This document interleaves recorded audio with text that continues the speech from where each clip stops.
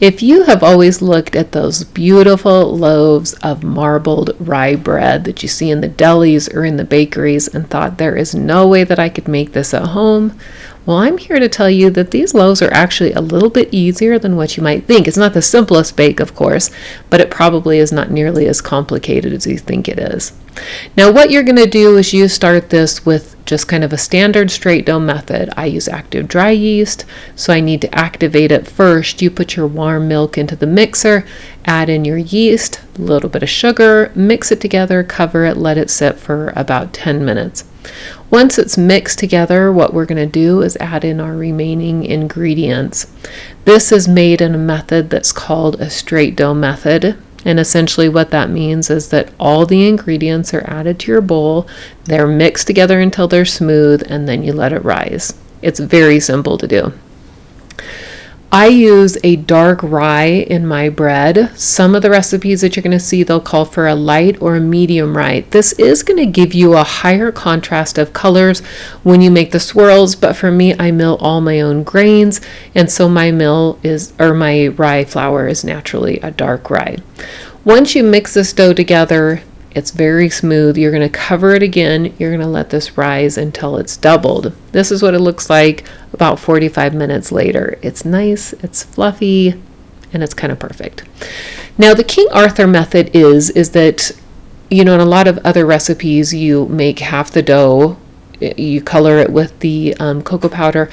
But with King Arthur method, they actually have you make the dough all together, and then you sprinkle in your cocoa powder and dark rye flour, which I've already used, after it's already risen. You can see this makes a little bit of a mess. I add a little bit of liquid to mine just to make it knead together easier.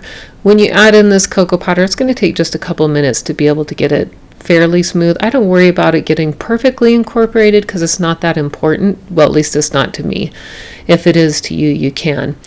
One tip is that once you knead this, you're going to want to clean off your surface. We have the light dough and then we have the darker dough. You don't want to have that cocoa powder all over the flour because otherwise, of course, it's going to color your other dough as well.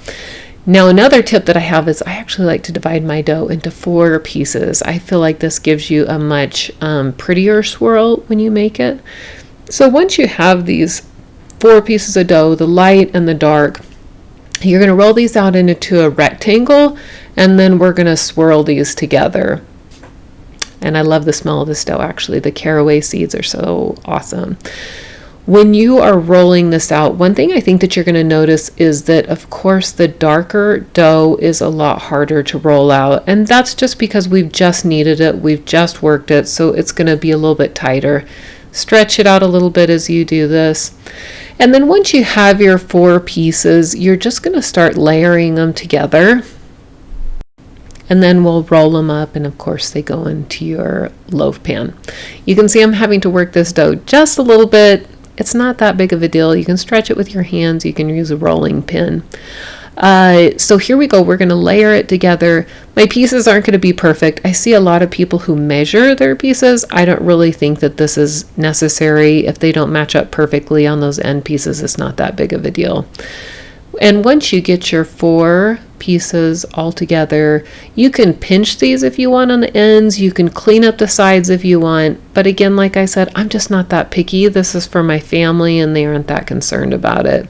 So you're going to want to roll this together fairly tightly. We want to keep this nice and tight. And then you're going to pinch the ends. You want to close this on the bottom. Once it's pinched closed, you're going to move it into a prepared pan. This can either be, I spray mine with pan release, but you can also do melted butter if you prefer. Cover this with plastic wrap or a damp kitchen towel, and you're going to let this rise again until it's doubled. At the end of that rising time, make sure that you preheat the oven. This has got to go into a hot oven. Here's what it looks like when it's ready. Now, I like to brush mine with an egg wash.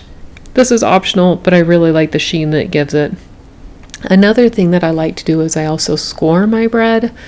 This is for aesthetics. You don't necessarily need it on the spread, but I love the way that it looks.